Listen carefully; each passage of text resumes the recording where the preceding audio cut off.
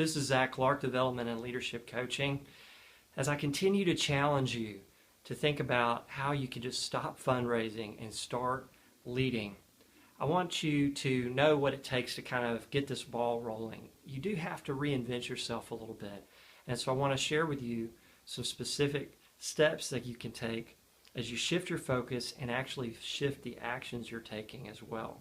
A lot of this is kind of about overcoming a lot of the lies that we've been told or the certain perceptions that people have given us about fundraising.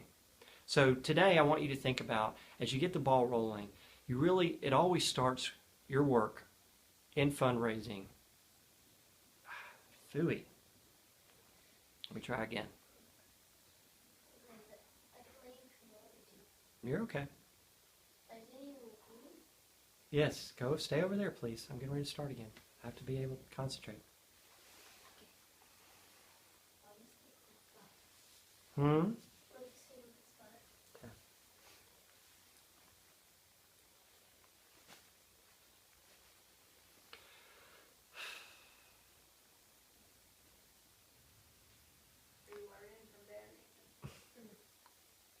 This is Zach Clark, Development and Leadership Coaching. As I continue to challenge you to really shift away from this idea of fundraising and just start leading, I want to talk with you about how you really get that ball rolling, because this is about reinvention. You have to reinvent yourself a little bit, and you have to be willing to move away from a lot of the preconceived notions about fundraising that you might have, or maybe even things that you've been taught, that while they may be correct, there is an even more effective way to do it. That's what I want to help you with. So with this video, I want to challenge you with some specific things to think about and take action on that get the ball rolling in a little bit different direction. First of all, your work in development always begins with who. It is a first who, then what scenario. Very much like Jim Collins talks about in the Good to Great book. But in fact, today I want to talk about first who, then how. Where I see most people get tripped up is they start thinking about what they're going to do, how they're going to do it. Well, we're going to do a dinner, and here's how we're going to have this many people. We're going to use this many invites. We're going to send this many emails. This is how we're going to do it. I really encourage you to instead first think about the who. Second, think about the who. And third, think about the who. You have to obsess on the details related to the people that God is going to use to bring the resources needed for your ministry. So here's how you get that started.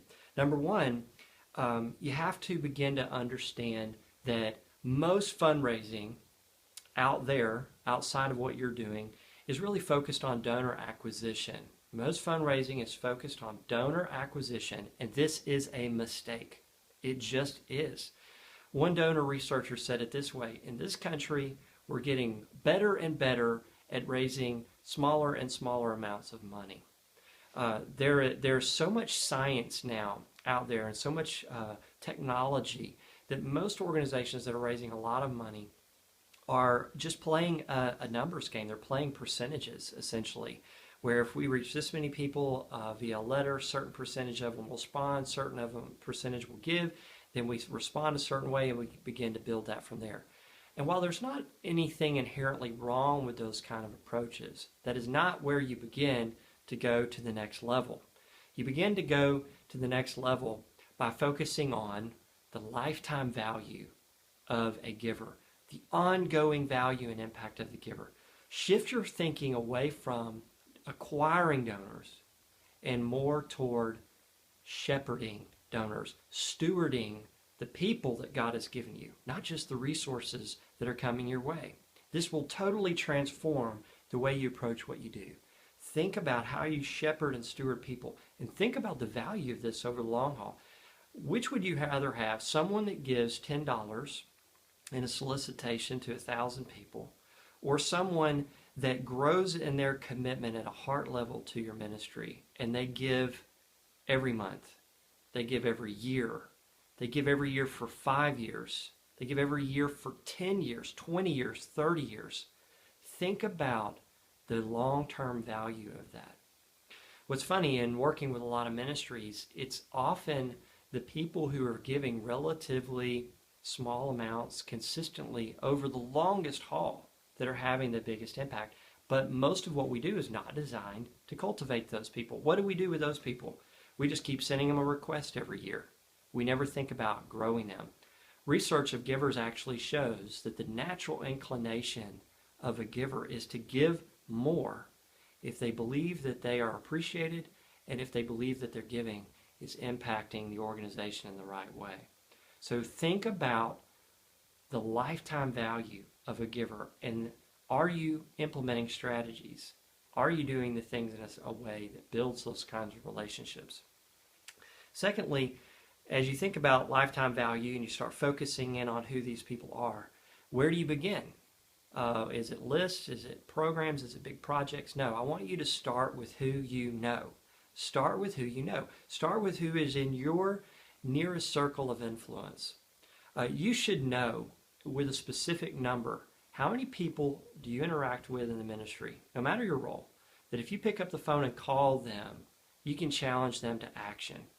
You can pick up a phone and you can reach out to this person. You can move them, Lord willing, to do something for your ministry. Give, serve, come to a meeting, communicate, whatever it is. How many people? You should know that number exactly. That will help you begin to break through this lid that I'm talking about. Then lastly, start with who's given in the past 5 years. Don't try to look at your whole list as one thing. Look at all of your data, look at your information, and just look at the number of people who've given in the past 5 years. And do you know the total amount that is? Add that up, because that number represents the floor going forward. That really can help you see not the stewardship of the dollars. The dollars have been spent. They've been given. And you've been thinking about, what is my next piece of communication? I want you to not think about the next piece of communication or the list. I want you to think about the people. This many people have given a total of $1 million in the past 5 years. That's the floor in the next 5. So how will we then begin to build their trust, their heart, their commitment for the next 5 years?